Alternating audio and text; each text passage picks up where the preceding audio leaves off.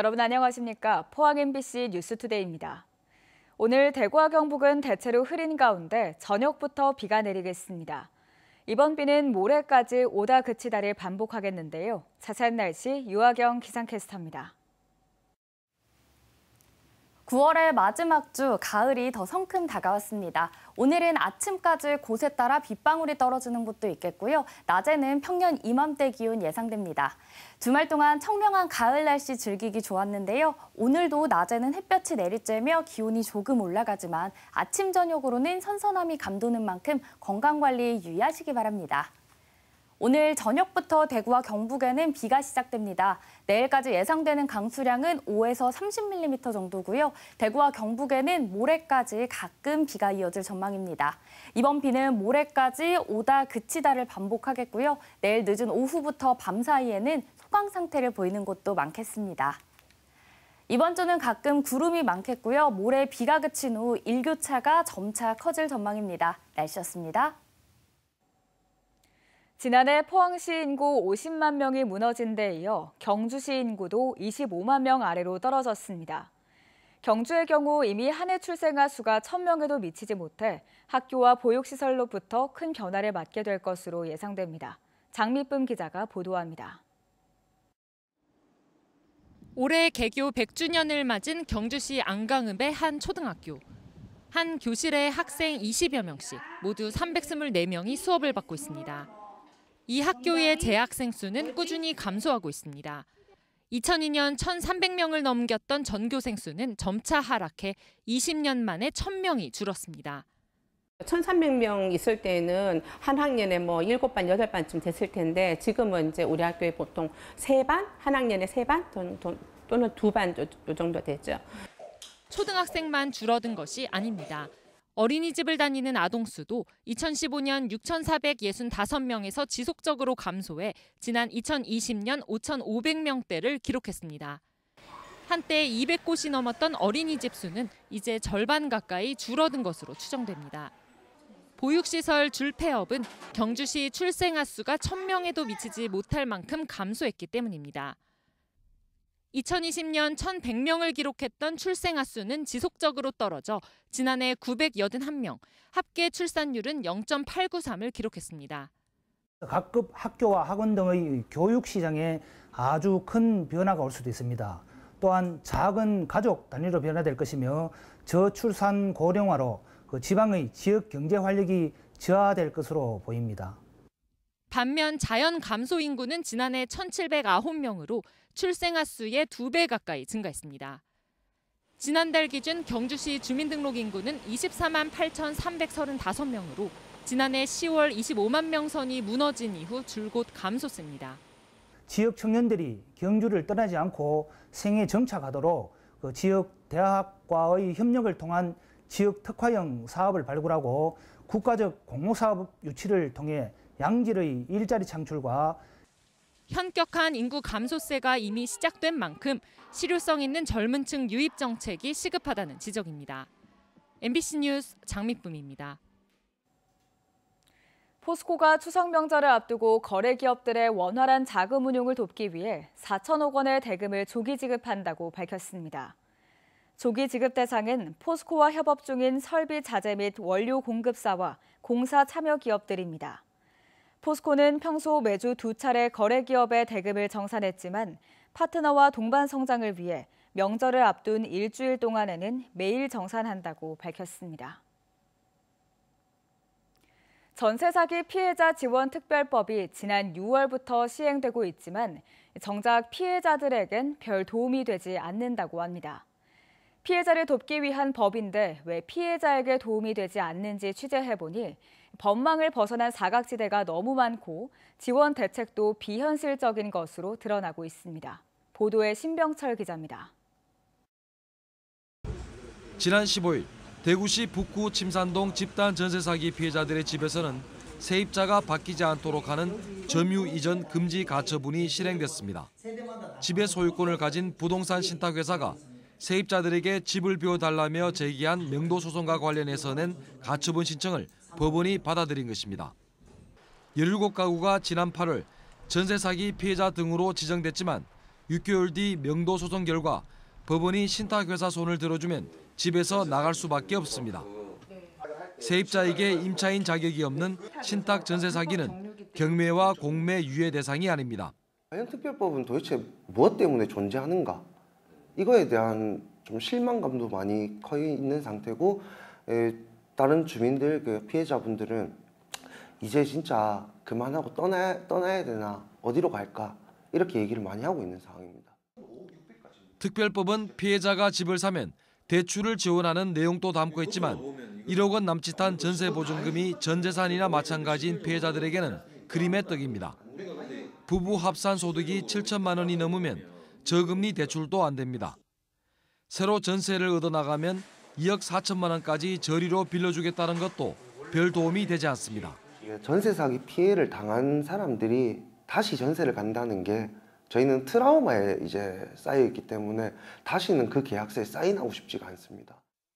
이렇다 보니 북구의 전세 사기 피해 17가구 중 정부가 약속한 금융 지원을 받은 곳은 한 곳도 없습니다. 주택금융공사와 주택도시보증공사에 따르면 지난 6월 전세 사기 피해자 특별법 시행 이후 2달간 정부가 약속한 저금리의 디딤돌 대출을 받은 피해자는 한 명도 없었습니다. 전국적으로 전세 사기 피해자 등으로 지정된 3,500여 명 가운데 약 15% 정도가 신탁 사기로 추정됩니다. 정부는 전세 사기 피해자 특별법을 오는 12월 개정 보완하겠다고 밝혔습니다. 전세 사기 피해자들은 실질적으로 도움이 되는 대책이 나오지 않으면 자신들은 벼랑 끝으로 내몰리게 된다면서 눈물로 호소하고 있습니다. MBC 뉴스 신병철입니다.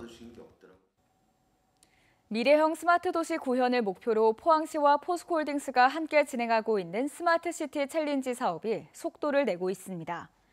시는 지난 6월부터 포항형 수요 응답형 버스 16대를 지곡단지 등에서 시범 운영해 좋은 반응을 얻고 있고 10월부터는 방범 CCTV 영상 검색 서비스와 택시 지분 광고 플랫폼 서비스를 시범 운영할 계획입니다.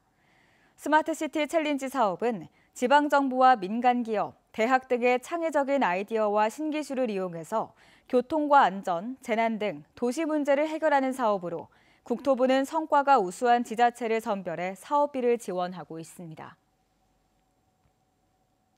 신공항 화물터미널의 군이 배치 계획에 의성군이 이미 합의한 바 있다는 대구시의 주장에 대해 의성군이 처음으로 기자회견을 열어 강하게 반박하고 나섰습니다. 대구시가 의성군 내부 문건까지 유리하게 편집해 언론 플레이를 하고 있다며 화물터미널이 의성에 오지 않으면 공항 추진은 어려울 것이라고 엄포를 놨습니다. 여기에 이철우 도지사와 김장호 구미시장이 의성군의 입장을 거들고 나서면서 지역 간 갈등으로 확산되는 양상입니다. 김서현 기자가 취재했습니다.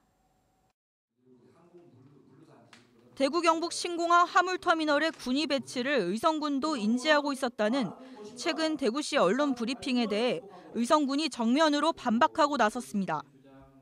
의성군의 정책 방향 설정을 위한 내부 검토 과정에 있는 자료를 대구시에 유리하게 언론에 활용하는 행위는 있을 수 없는 일이며 파렴치한 행위이다.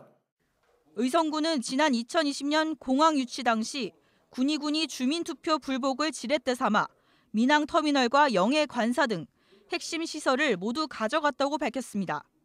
당시 의성 군민들이 크게 반발했지만 항공 물류시설을 가져오는 선에서 의성군이 대승적으로 합의하면서 공항 이전이 첫걸음을 뗄 수 있었다는 겁니다. 그런데 이제 와서 항공 물류단지 활성화의 필수 시설인 화물터미널을 군위에 배치하는 건 국내의 공항 사례를 비춰봐도 상식에 어긋난다고 지적했습니다. 특히 공동 합의문에선 의성군과 협의할 것을 명시하고 있다며 의성의 화물터미널이 오지 않는다면 신공항 사업 추진은 어렵다고 못 박았습니다. 인천공항도 지금 현재까지 오는데 한 22년 정도 걸렸습니다. 국가의 모든 정책을 다 지원을 받아가면서도 정말로 너무 먼 미래의 얘기를 믿고 군공항 소음을 받으라 하는 얘기밖에 안 되기 때문에 도저히 민족적인 공항이는 반대한다! 반대한다! 반대한다! 반대한다! 의성 주민들 150여 명도 경북도청 앞에서 집회를 열고 대구시의 일방적인 공항 추진과 경상북도의 역할 부재를 동시에 규탄했습니다. 이번 주 대구시청 앞 항의 집회도 예고했습니다. 도장을 찍을 때 홍준표 시장은 없었습니다. 어떤 상황인지 정확하게 저희가 보기에는 알지도 못하는 것 같습니다. 또 대구시가 하고 있는 거를 경상북도가 어떻게 중재를 해야 되는지 이런 것조차도 지금 아무 말이 없습니다. 지금 그냥 팽개쳐 놓고 있는 셈입니다. 앞서 홍준표 대구시장은 구미까지 물류단지를 만들겠다 하니 의성 지역이 불안해한다며 경상북도의 역할론을 강조했지만 이철우 경북도지사가 SNS를 통해 화물터미널과 물류단지는 가까워야 한다며 대구시 입장을 우회적으로 반박했습니다. 특히 김장호 구미시장이 여객 화물터미널 모두 군위군에 두는 건 공동 합의문 취지에 벗어난다고 하자 홍 시장이 분탕질 친다며 반박하는 등 화물터미널을 둘러싼 갈등이 점차 확산되는 모양새입니다. MBC 뉴스 김사연입니다. 올해 경북의 단위 면적당 쌀 생산량이 지난해보다 1.2% 정도 감소할 것으로 예측됐습니다. 경북농업기술원은 올해 논 10아르당 쌀 생산량이 532kg으로 평년작이던 지난해 539kg보다 적을 것으로 전망했습니다. 생산량 감소는 잦은 비와 일조량 부족, 흰잎 마른병과 홍명나방 등 병해충 발생이 증가했기 때문입니다. 올해 경북의 벼 재배 면적도 지난해보다 1.7% 감소했습니다.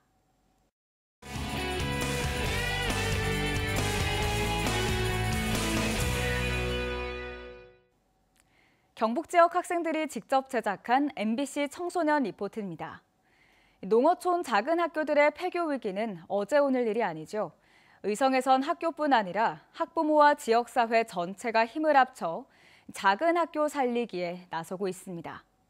성과도 있다고 하는데요. 김우련 MBC 청소년 기자가 전합니다. 토론 대회에 참가한 학생들이 찬성과 반대 측으로 나눠 열띤 토론을 벌입니다. 만약 거기서 학교가 없어진다면 이제 아이가 있는 가정이 그 마을에 유입되지 않을 것이고 그 마을은 없어져야 할 위기가 올 수도 있습니다. 행복 의선 지원센터 주관으로 열린 이번 대회는 재작년부터 시작됐는데요. 올해는 공모를 통해 의성의 작은 학교들은 유지되어야 한다라는 주제가 선정됐습니다. 학교라는 것이 단순히 어떤 학생들이 배우는 배움의 공간에 그치는 게 아니고 그 의미가 지역사회를 구성하는 하나의 그 구심점이고 공동체의 중심이잖아요. 그래서 이제 학교가 사라지면은 마을이 사라진다, 지역이 사라진다. 저희는 그렇게 생각합니다. 그래서 학교를 살리는 것이야말로 학교를 유지하는 것이야말로 곧 지역을 살리는 것이고 또 인구 감소에 대응하는 교육 부분의 대응책이다. 저희들은 그렇게 생각합니다. 교육부의 통폐합 공고 기준에 따르면 경북의 소규모 학교는 전체 학교의 51.2%로 절반이 넘습니다. 특히 의성의 경우 초등학교 17개 중 10개가 20명이 채 안 됩니다. 이번 대회는 작은 학교의 현실에 대해 학생부와 일반부로 나뉘어 토론이 이루어졌는데요. 학교가 사라지지 않을까 걱정이 많습니다. 저희 의성 단촌초 같은 경우에는 전교생이 12명으로 되어 있지만 자유학구제를 운영하면서도 아직 소수의 학생들이 학교에 있는데 내년에 6학년 4명이 졸업하게 되면 10명 이하의 정말 그야말로 진짜 작은 학교로 어려움에 처할 수 있다 생각해서 선생님들의 업무 부담과 또 학생들이 뭐 정말 제대로 될 수 있는 체험학습을 이루기 위해서는 조금 더 노력해서 학생들이 조금 더 왔으면 좋겠다. 행복 의선 지원센터는 올해부터 작은 학교 살리기에 발벗고 나섰습니다. 4월부터 선진 사례를 수집하고 7월 말부턴 3개의 초등학교를 선정해 작은 학교 살리기 추진위원회를 구성했습니다. 저희 단밀 같은 경우에는 지금 4년째거든요. 그런데 2년 반쯤 지나니까 학교에서 문을 열어주기 시작을 하셨습니다. 그래서 탐조나 그다음에 자전거 타기, 그다음에 텃밭, 집 짓기 이런 과정들을 다 학교와 함께하는 과정으로 만들어냈거든요. 그래서 이제는 학교 도서관을 시간 외에 빌려 쓴다거나 이런 문제는 아주 자연스럽게 되고요. 앞으로 군청과 교육지원청, 학교가 함께 출보식도 열 계획입니다. 지자체의 도움을 받아 주거 공간과 일자리를 지원하는 방안도 마련 중입니다. 학교와 지역사회가 힘을 합쳐 작은 학교를 살리는 데 지혜를 모으고 있습니다. MBC 촌선 기자 김우련입니다. 더불어민주당 도종환 의원이 교육부로부터 제출받은 폐교 현황에 따르면 전국의 폐교 1,335곳 가운데 미활용 폐교가 358곳으로 26.8%에 이르는 것으로 나타났습니다. 지역별로는 전남이 83곳으로 가장 많고 경남 75곳, 강원 55곳, 경북 54곳으로 뒤를 이었습니다. 도종환 의원은 미활용 폐교는 사실상 방치돼 위험과 안전사고에 노출돼 있어 대책 마련이 시급하다고 지적했습니다. 포항시와 경주시는 추석 연휴 기간 시민 불편을 최소화하기 위해 추석 연휴 종합대책을 세워 추진합니다. 포항시는 9월 28일부터 10월 3일까지 516명의 근무 인원을 편성해서 재난재해, 교통, 응급의료 등 10개 분야에서 비상처리반을 운영합니다. 경주시도 연휴 기간 공영주차장을 무료로 개방하고 쓰레기 수거도 추석 당일과 다음 날을 제외하고 정상적으로 처리하기로 했습니다. 경상북도가 엿새간의 추석 연휴 기간에도 아이돌봄 서비스를 정상 운영합니다. 희망자는 오늘까지 아이돌봄 홈페이지에서 신청하면 되고 요금은 휴일이 아닌 평일 요금을 적용합니다. 아이돌봄 서비스는 12세 이하 아동을 키우는 가정에 일시적인 양육 공백이 발생할 경우 아이돌봄이를 지원하는 국가 사업입니다. 경북도는 전국 최초로 본인 부담금을 지원해 1시간당 최대 1,100원을 내면 서비스를 이용할 수 있습니다. 포항지방해양수산청은 추석 연휴 동안에도 항만을 정상으로 운영하기 위해 특별 대책을 수립해 시행한다고 밝혔습니다. 이에 따라 항만 민원 신고와 허가 신청 업무를 처리하는 해운 항만 물류 시스템을 정상적으로 운영하고 예선업체와 도선사도 비상 대기조를 편성해 평상시와 같은 항만 서비스를 제공할 예정입니다.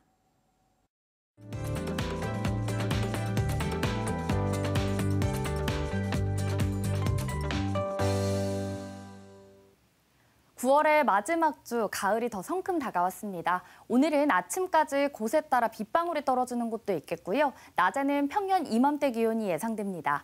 주말 동안 청명한 가을 날씨 즐기기 좋았습니다. 오늘도 낮에는 햇볕이 내리쬐며 기온이 조금 올라가지만 아침, 저녁으로 선선함이 감도는 만큼 건강관리 유의하시기 바랍니다. 오늘 저녁부터 대구와 경북에는 비가 시작됩니다. 내일까지 예상되는 강수량은 5에서 30mm 정도고요. 대구와 경북에는 모레까지 가끔 비가 이어질 전망입니다. 이번 비는 모레까지 오다 그치다를 계속 반복하겠고요. 내일 늦은 오후부터 밤 사이에는 소강 상태를 보이는 곳도 많겠습니다. 위성 영상입니다. 오늘 전국적으로 동해 북부 해상에서 다가오는 고기압의 영향을 받다가 차차 서해상에서 다가오는 저기압의 영향을 받고 비가 내리는 곳도 있겠습니다. 자세한 지역별 날씨입니다. 오늘 우리 지역 대체로 흐린 날씨가 이어지겠고요. 곳에 따라 가끔 비가 내리는 곳도 있겠습니다. 바다의 물결은 0.5m에서 최고 2m로 잔잔하게 일겠습니다. 오늘도 아침과 낮에 일교차가 조금 벌어집니다. 대구의 현재 기온은 18도, 김천은 15도로 출발하고요. 낮에는 대구 26도, 김천은 25도 예상됩니다. 안동의 아침 기온은 17도, 봉화는 15도로 시작합니다. 낮에는 안동 26도, 봉화 24도로 일교차가 9도 정도 벌어지겠습니다. 오늘까지 경북 동해안은 너울이 높겠고요. 포항의 아침 기온은 21도, 낮 기온은 24도 전망됩니다. 이번 주는 비가 그치고 계속해서 일교차가 점차 벌어지겠고요. 대체로 구름 많은 날씨가 이어질 전망입니다. 날씨였습니다. 이상으로 포항 MBC 뉴스투데이를 마칩니다. 시청해주신 여러분 고맙습니다.